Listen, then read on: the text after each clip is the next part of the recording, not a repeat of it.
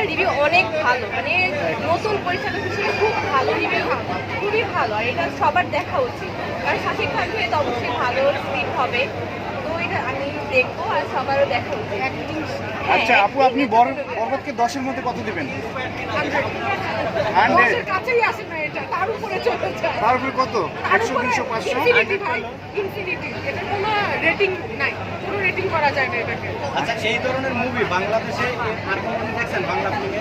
বাংলা ফিল্মে আমি কখনো দেখি নাই, যদি দেখছি ইন্ডিয়ান শাহরুখ খানের জওয়ান দেখছি, সেরকমই টুইস্ট অনেক কিছু আছে মুভিতে, খুবই ভালো লাগছে, এক কথায় দারুণ সেই।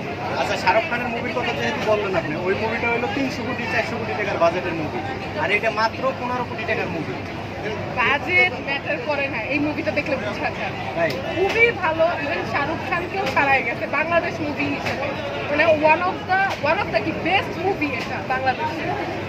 জি, এটার অ্যাক্টিং শাকিব খান ছাড়া আর কেউ করতে পারবে না। আচ্ছা, অনেকেই তো বলতেছে আমরা